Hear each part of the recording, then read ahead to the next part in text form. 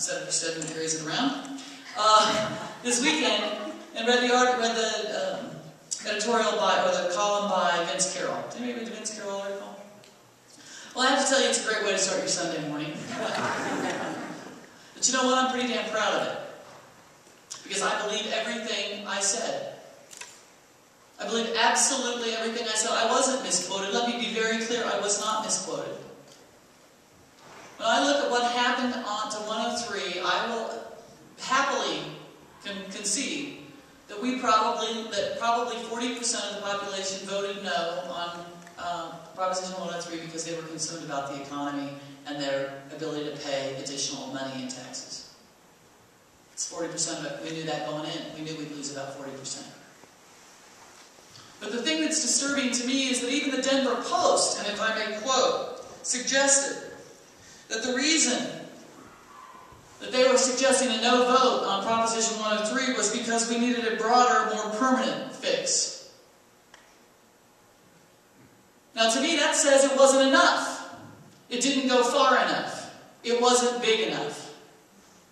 So I will stand by the quote that I put, that Vince Carroll has chosen to take issue with, and suggest that that is exactly why his newspaper said that we should vote no on Proposition 103, and that it may come as a surprise to Vince Carroll that there are still people who read the Post and pay attention to what's said on the editorial page.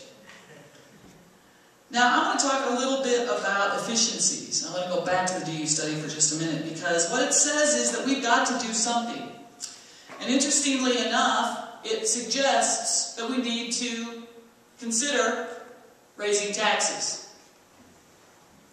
And actually, it suggests that we need to consider raising the very same taxes that we all talk about raising when we talk about raising taxes, because in reality, there's only so many things we can do to provide resources to fund K-12 education, higher education, Medicaid, roads, human services programs of all types. We can get more money out of an income tax system. That comes either from raising the rate or by changing its structure. Now, I don't want to nerd out on you too much, even though that's really fun for me, because that's what I like to do. But let me just tell you something that so many people don't understand because it's not your job to understand it. But when you raise a single rate in Colorado, it is actually a progressive, it doesn't change the system and make it more regressive. In Colorado, we base our income tax on federal taxable income. That makes our revenue system slightly progressive simply because of that what we transfer from. Proposition 103 did not make our system, would not have made our tax system more progressive. But I can guarantee to you that there are people out there who believe that it did. And some people voted no because they believed that it did. And the primary source of that belief came from the fact that part of that tax increase was the sales tax increase. But the revenue generated from the sales tax increase was just a teeny tiny bit of the overall money that was raised. And because in Colorado we don't tax utilities, we don't tax housing, and we don't tax services, and we don't tax groceries, we have one of the least regressive sales tax systems in the country. Now, I'm not saying that sales tax is a great way to go, but what I'm saying is that that mediates or moderates the regressive effect of it. And considering it was such a small percentage of the overall tax increase, this was not a regressive tax increase. It was a tax increase that all of us would have had to have paid. And the thing that troubles me the most about where we are in today's debate around revenue is that those of us who firmly believe we need more revenue to provide the community services that are the foundation for our economy,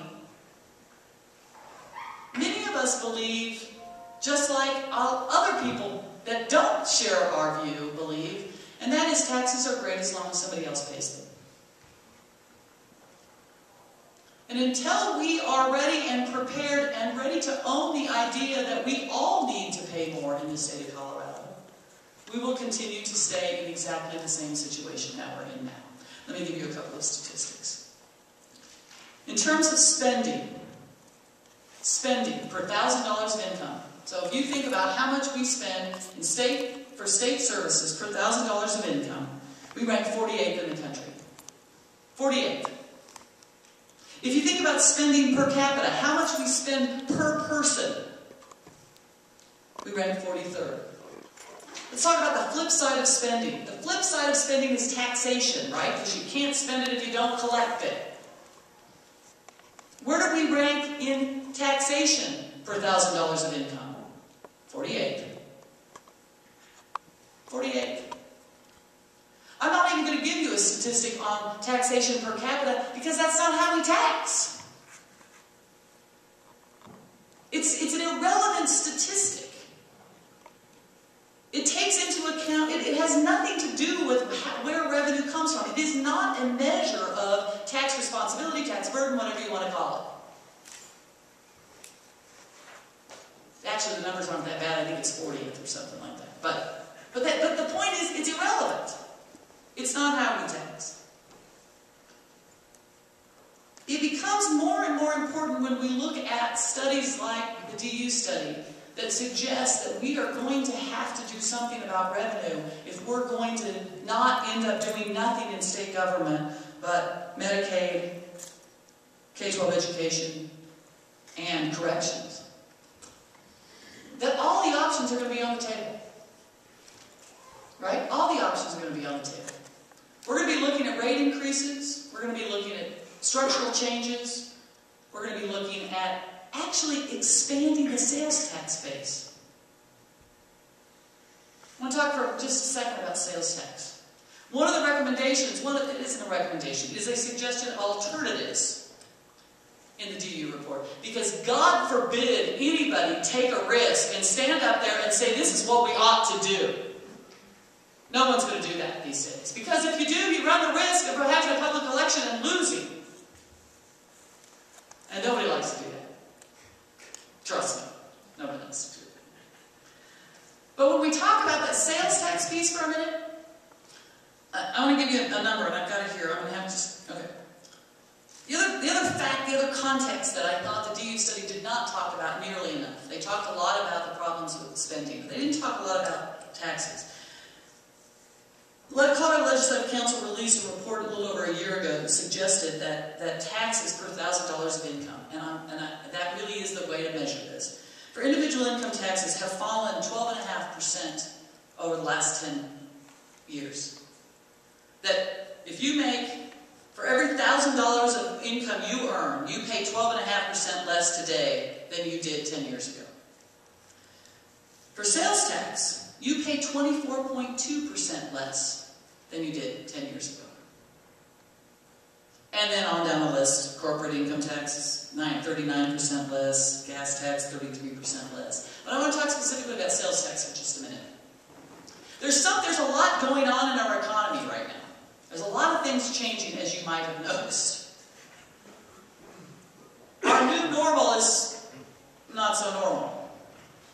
But it's been something that we've been looking at these trends for a long time. This structural imbalance that DU talks about is something that I worked for the National Governors Association until it started in 1986. We were having a conversation about structural weaknesses in our tax system in 1986. But what is the structural weakness of the sales tax? Anybody got any ideas? We don't tax services. 50 years ago, for every dollar that we spent 60 cents on goods and 40 cents on services. Today, that's just been simply reduced or flip-flopped. So that for every dollar we spend, in the aggregate, we spend 40 cents on goods and 60 cents on services. We don't tax services. Which means that as the economy grows, every dollar additional that we generate that used to generate money to help support schools, healthcare, transportation, etc., isn't available anymore because it's being applied, it's not being taxed. I don't think, maybe there's nothing wrong with that, but we can't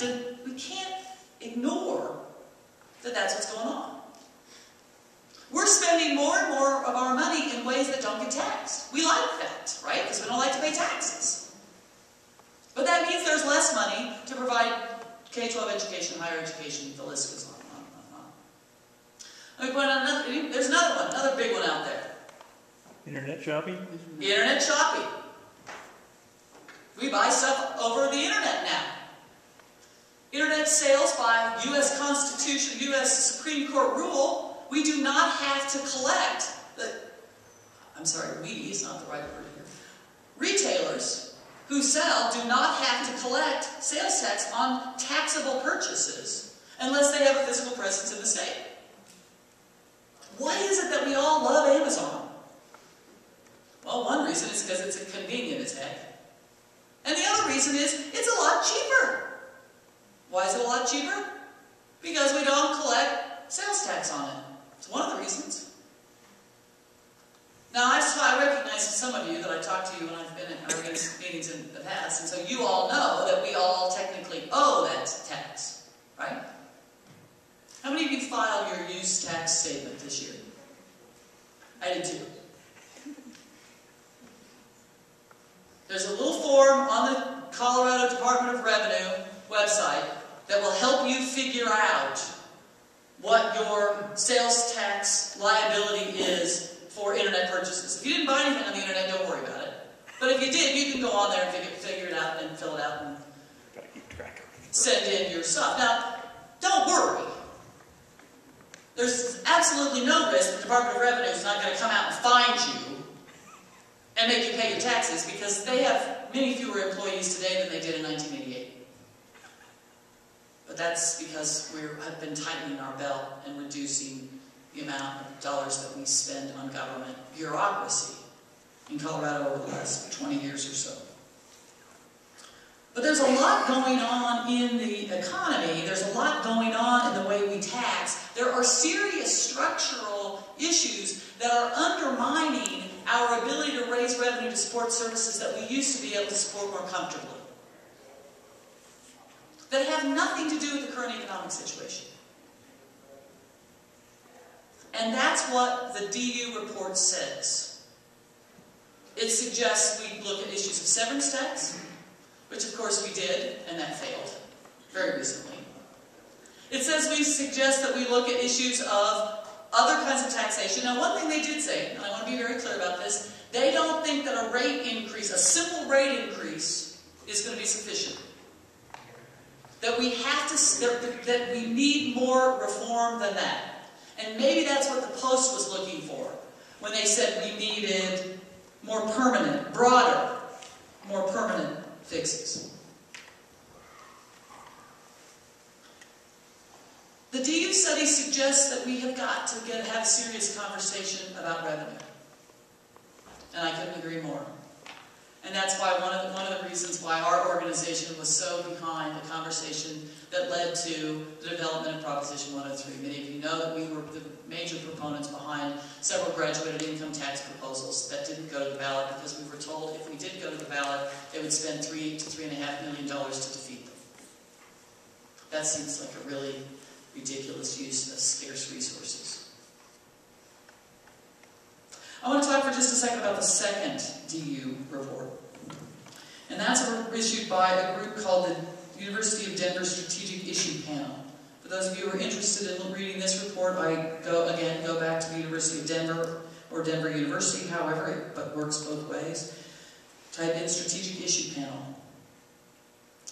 Or you could read the summary that was contained in this week's editorials by Jim Grismer, Dr. Jim Grismer.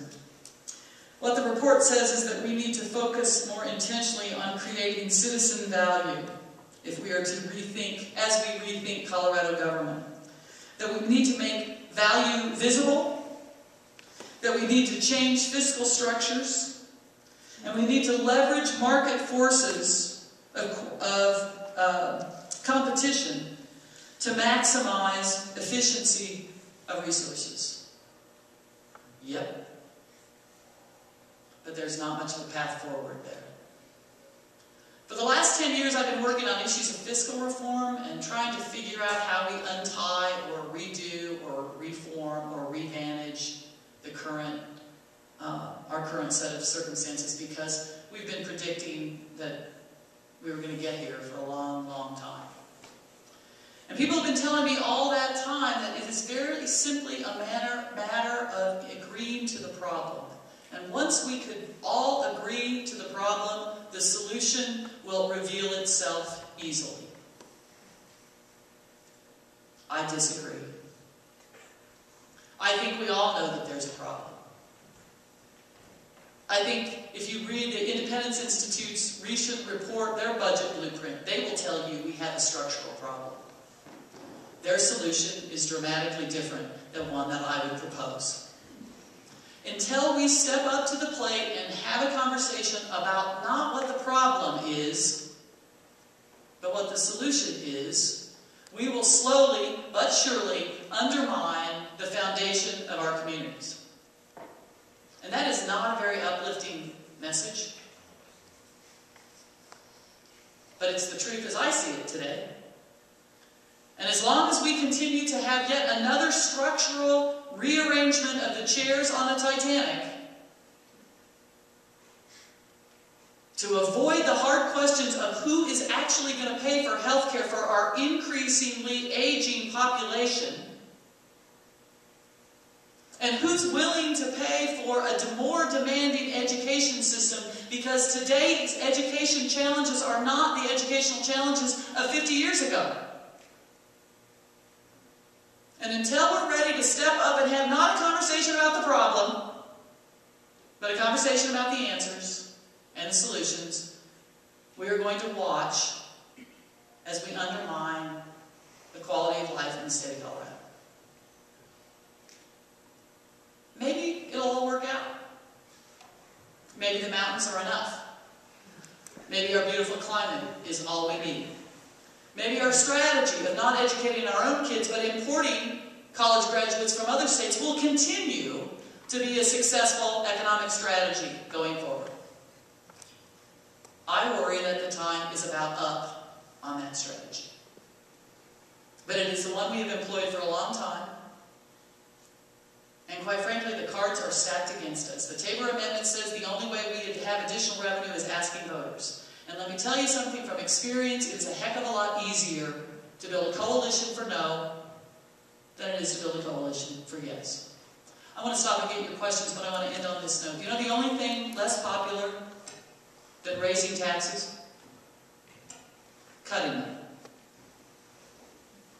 The only thing that I know of that has lost worse than we lost on a tax increase is Proposition 61, or Proposition 101, 60, and 61. We are in a very difficult situation, and now more than ever is time for us to come together and consider what we're willing to pay, not what we're willing to make other people pay, but what we're willing to pay to support the basic public services that support our communities. I'm going to stop there. I don't know, you tell me how you want to handle this. You want Senator to go next, or however you want to deal with this.